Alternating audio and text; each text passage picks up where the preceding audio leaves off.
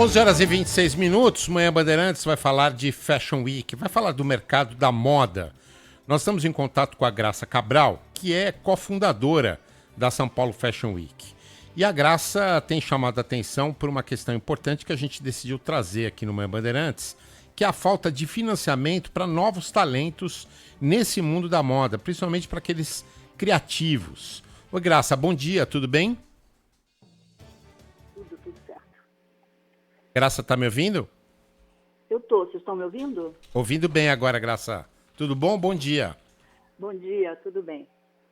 Então, Graça, conta pra gente um pouquinho essa preocupação que tem sobre o surgimento de novos talentos, talentos criativos, com essa falta de financiamento que existe. Na verdade, a indústria da moda, a indústria têxtil de um modo geral, né, é um setor amplo. Ele vai da agricultura ao varejo. A gente tem aí uma cauda longa, né, de processos que se amontou. E na ponta nós temos os criativos, que são as pessoas que trazem aquilo que a gente vai usar, né? Aquilo que a gente vê nas vitrines, aquilo que a gente vê nas lojas. Esses criativos, a ponta final, ela é prejudicada nesse sentido, porque o acesso ao crédito ele é muito dificultado. Isso porque a gente não tem linhas específicas só para a criação, é uma atividade de risco, porque, na verdade, você cria sem ter certeza se aquilo vai cair no gosto ou não do consumidor, então é sempre uma atividade de risco. E é uma atividade cara, porque ela envolve diversos insumos, né? Normalmente a gente olha uma peça de roupa e a gente não vê tudo que está embarcado ali, né? Tudo que tem de tecnologia aplicada naquele tecido, naqueles componentes que fazem parte da peça. Os aviamentos são muitos, né? Então, às vezes, quando a gente vai fazer uma ficha técnica de uma roupa só, a gente vê, às vezes, 90 componentes. E isso, o consumidor ele não tem acesso a essas informações. E, ao mesmo tempo, quando você vai buscar uma linha de crédito, ela exige garantias e condições que, muitas vezes, esses criativos não têm condições de se adequar a isso.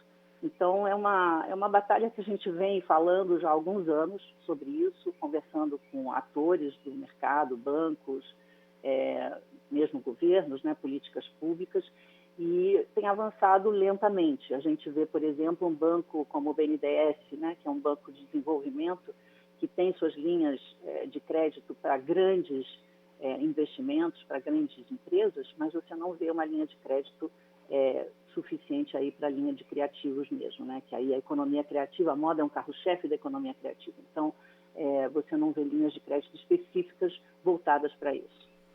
Essa é uma boa pergunta. Por que que você encontra esse tipo de situação? Você acha que é um certo preconceito, uma certa insegurança das instituições financeiras oferecerem esse crédito?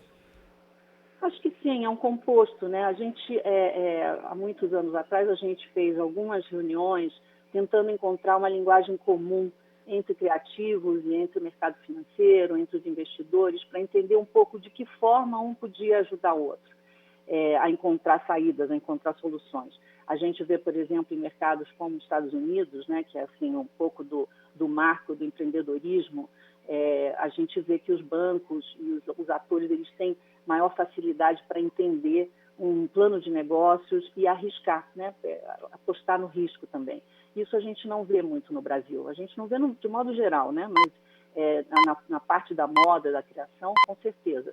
O preconceito ele vem um pouco da desinformação, né, de não entender que é um setor de tecnologia, é um setor de inovação, é um setor que traz uma parte de emprego muito significativa, sobretudo para as mulheres, né? É um maior empregador de mão de obra feminina. Então, é não ver o setor como esse grande, essa grande área, né? Que envolve, como eu falei, desde a agricultura até a ponta final do varejo.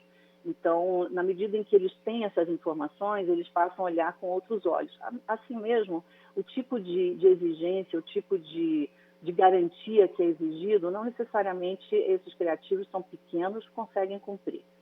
A gente vê esforços aí, do ponto de vista mais dos municípios, tentando entender melhor como criar fundos, né, que possam realmente alavancar esses negócios, que são pequenos negócios na maioria, né? A característica da moda no Brasil, ela passa muito por uma característica de pequenos nichos, de pequenos criadores, diferente dos grandes conglomerados que a gente assiste aí fora. Então, tem tudo isso, é preciso encontrar aí um caminho que seja possível para ambos os lados, mas, sobretudo, acho que as políticas públicas podem ajudar nesse sentido. Quando a senhora fala sobre os criativos, aponta, são os estilistas, os donos de pequenas marcas, empresas, é isso? São estilistas e são pequenos produtores, às vezes o que a gente chama de facções, né, de PLs, que empregam costureiros e costureiras, alfaiates, enfim, bordadeiras, né? Tem uma cadeia grande aí de profissionais envolvidos com realizar a produção, né? E, então, são criativos na ponta, estilistas, mas também as pessoas que produzem, né? Que estão por trás, modelistas, enfim, pequenos negócios que trabalham com a criação de moda. A senhora que vive e sabe muito mais de moda do que eu e acho que o Sabino também, Você vai saber explicar talvez um pouco melhor. Eu tenho uma sensação, pelo que acompanho no noticiário, nas redes, que os estilistas brasileiros estão cada vez mais ganhando um reconhecimento nacional e internacional também. As grandes estrelas da música, do cinema, que vivem nesses eventos de moda, estão priorizando um pouco mais também esses criativos locais. Isso pode ser um incentivo para o mercado, além dessas políticas públicas, de novos nomes surgindo mais animados em relação a isso? Olha, a moda permeia tudo, né? A gente, enfim, escolhe a roupa todo dia de manhã, a gente define quem que a gente vai ser naquele dia, com as roupas que a gente escolhe, ou profissionalmente, porque precisa de alguma roupa específica. Isso está em tudo hoje, e a gente vê uma ligação muito próxima, e já existia isso desde sempre, mas acho que cada vez mais isso fica patente, entre os grandes expoentes, seja na música, seja no carnaval, seja nos grandes eventos, a gente vê a moda presente, tanto é que sempre tem um tapete vermelho, né? As pessoas gostam de ver o que as pessoas estão usando, o que os atores, as celebridades. Isso tem se intensificado cada vez mais em função até das redes sociais, que, enfim, cortou todas as distâncias possíveis e havíveis, a gente vê tudo do mundo inteiro. Então, a moda está presente em tudo. Obviamente, no Brasil, e a gente trabalha com isso, a gente vai completar 30 anos no ano que vem, sempre pensando exatamente nisso. Como que a gente cria uma percepção de que a gente, além das commodities que a gente tem por ser um continente, né, um país de proporções continentais, a gente vê a necessidade, a gente viu a necessidade de deixar patente que a gente tem criação, né? A gente não só fornece matérias-primas e insumos, mas a gente tem criação. E isso acho que a gente conseguiu.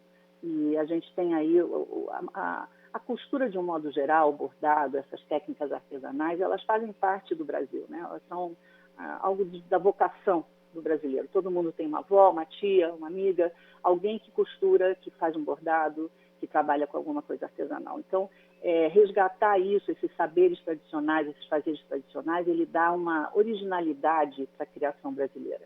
E eu acho que isso está ficando mais claro em todas as regiões do país. Então, a gente viaja muito e vê cada vez mais os criadores se inspirando, as marcas pequenas, grandes, se inspirando naquilo que a gente tem de melhor, que é a nossa cultura, né? Que é todo esse manancial aí de cultural que é um caldeirão no Brasil. Então, isso é algo que, sim, inspira, traz nova visibilidade e a gente tem aí também uma maior adesão a isso, né? As pessoas já procurando esses detalhes nas roupas. Então, acho que é um conjunto de coisas, né, que vai se articulando ao longo desses anos e a gente vê que cada vez mais isso vai ficando mais consolidado. Então essa sensação que eu disse ter de que a moda brasileira está em alta, sendo reconhecida não só aqui, mas também fora, é verídica. Sim, esse reconhecimento existe. É um mercado complexo porque você tem uma concorrência muito grande, né? Sobretudo no aspecto internacional, se a gente pensar aí todas as taxas, impostos que incidem sobre as exportações e também a entrada desses produtos nos mercados. Cada mercado tem uma particularidade, então não é fácil. Existem aí mecanismos e ajudas por parte de uma Apex, por exemplo, que é uma agência que trabalha sobretudo focada nessa área de exportações, mas você se manter nos mercados internacionais é difícil, é caro, são apostas também que você tem que fazer, mas a gente vê marcas que estão conseguindo se manter, né, nessas áreas, marcas que têm condições de investir mais, né, nessa possibilidade. O reconhecimento, a moda brasileira, ela tem um reconhecimento por ser uma moda muito mais jovem, né? Ela conversa mais com a rua do que em outros lugares. Então, essa conversa, esse feedback que a gente fala, né? A gente cria, mas a gente também está olhando para a rua devolve alguma coisa que você cria na estação seguinte ou mantém ali. Tudo isso é mais vivo no Brasil porque o brasileiro gosta de moda. Os brasileiros, de um modo geral, eles gostam de ver o que está acontecendo, o que está nas passarelas, o que estão mostrando. Então, esse reconhecimento no Brasil, acho que já existe. Internacionalmente, em vários lugares, existe uma percepção de que existe moda no Brasil e, sobretudo, assim, existe uma vontade de entender o modelo que nós construímos aqui, tá? Em outros lugares, principalmente no Hemisfério Sul, também tentando abrir brechas para os criativos dos seus países. Graça Cabral, cofundadora da São Paulo Fashion Week, falando um pouco sobre a falta de incentivos para os criativos da moda que movimenta muito dinheiro todos os anos aqui no Brasil. Inclusive terminou no último fim de semana mais uma edição da Fashion Week, né? Sim, encerrou a edição de número 58, uma edição que foi muito interessante, porque reuniu aí 41 marcas, então uma edição grande. Nós voltamos ao Pavilhão das Culturas Brasileiras no Parque Ibirapuera, que é a nossa casa.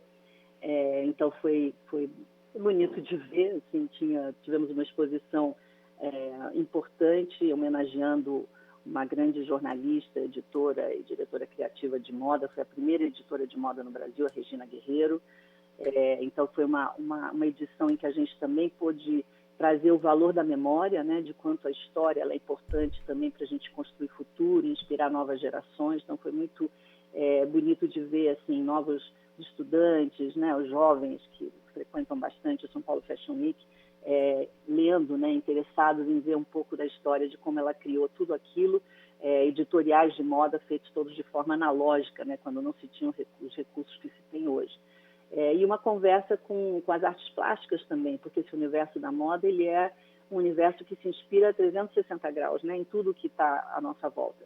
E a conversa com a arte ela é muito, muito profunda e muito antiga, né, nesse setor. E a gente viu aí artistas contemporâneos também homenageando a Regina Guerreiro e estabelecendo um novo diálogo.